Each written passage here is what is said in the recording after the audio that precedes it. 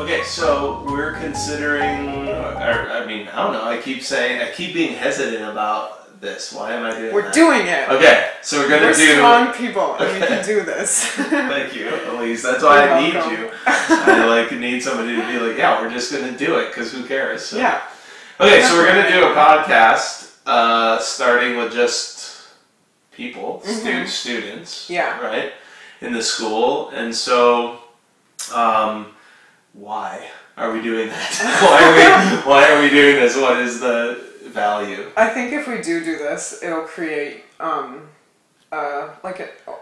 feel like I use the word aura so much, but like an aura of unity, and it'll connect all the students more. That's what I'm hoping it will do, because like I said at Village Baker, there's kind of a divide between not just the athletics and then the more creative side of the school, but like the more privileged kids, not privileged, but more they have a better upbringing, and then kids who have kind of had a rougher side of life. Like, I don't know how to say that nicely without being so blunt about it, but I think that they don't really understand each other, and then through this, even if it's like titled as more of a, like, this is a football player who's talking not just about football anymore. That's deeper than that. Like people might figure out that, oh, he's not only a football player, but he's a kid who struggles with this. And like, oh, I struggle with that too. Or I have struggles too. And then it'll just connect kids, and it'll understand, like we were talking about, understanding is the key to many doors, for especially socially.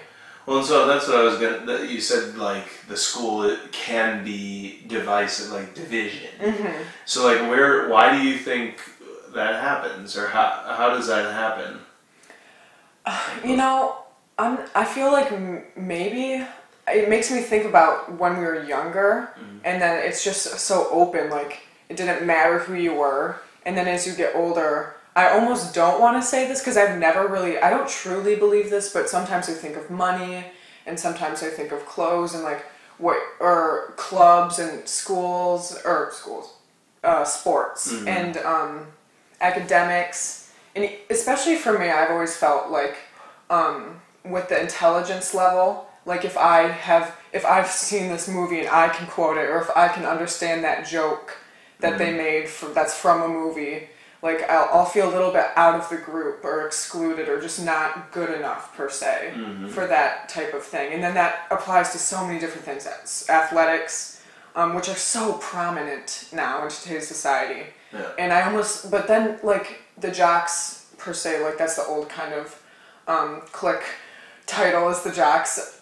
They have problems, too. Yeah. And and even if it goes kind of back to that old... you have to understand the bully, too. Like, you have to be on the bully side as well, because they're bullying because of a different reason. So it all comes back to the understanding. Like, why this happens, I'm not really sure. I just can only guess for why. Yeah. Because I don't see this as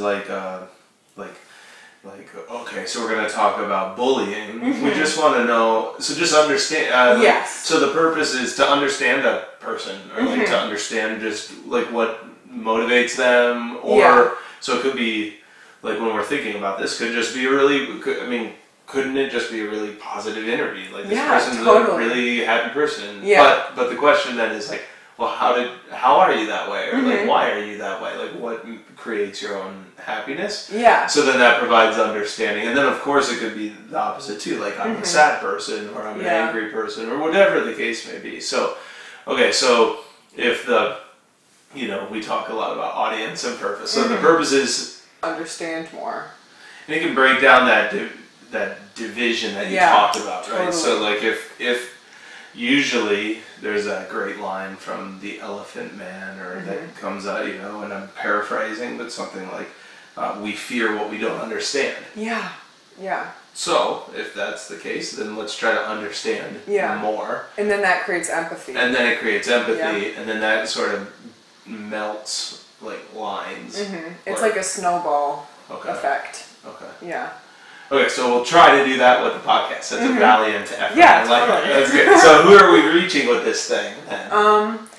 First, like we said, like the whole school, we're hoping to get to the whole school. Even if we have to start smaller, like in your classroom, if it eventually grows to that. And then after that, like, who knows? Yeah, right. Anybody. Anything and anybody's possible. That's the brilliance of technology. As long as, people say this, and I always love when they say it, if I've changed one person's life, or if I've changed something, even just about one person, then I've, like, done my job.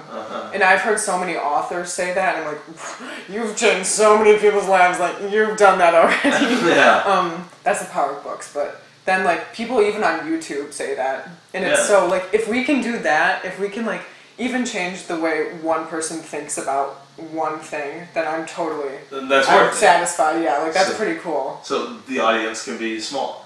Yeah. And then, but yeah, with the brilliance of technology, it's just like, it's easy to share stuff. So you can just make this, and then both of our social media networks, and if the school's willing to, if they see value in it, then they can post it at places where, website or whatever, which can reach a lot of people. Or you mentioned even the school newspaper, the Laker Anchor. Which makes a lot of sense that this kind of a thing would be there too. And then if one person hears about it, and then it keeps going on, and then everyone tells everyone, it's just like the whole.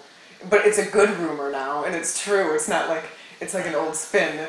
It's a positive thinking of the all spreading through the school like wildfire. But in order for people to actually listen, it has to be good. Interesting, that's like, well, I said hopefully it's not boring. So it's like it's like a restaurant, right? Like, because it's new, there will be like an initial curiosity, but then the food has to actually taste good for people to keep going.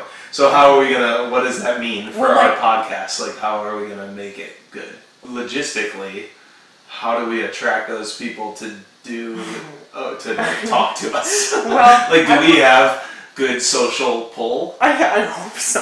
Maybe this is a test on like how many friends I actually have.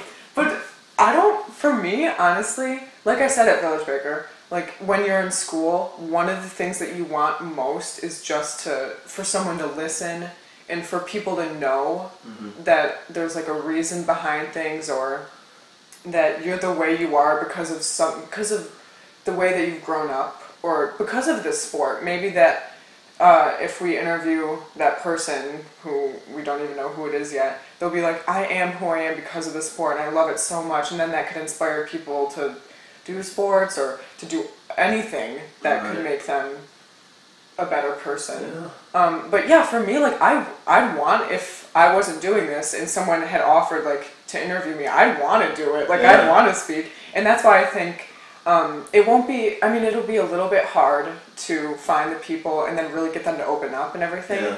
But I mean, I'm like, names pop in my head. Like, people want to speak. Later in the conversation, we started talking about making the podcast actually physically happen. I guess figure out like the technology wise is always really good. Like, so you have the stable base, and then just, I guess, pull the social strings and figure out like who's the best to have first, and if we can even get that first person, like our first choice kind of thing.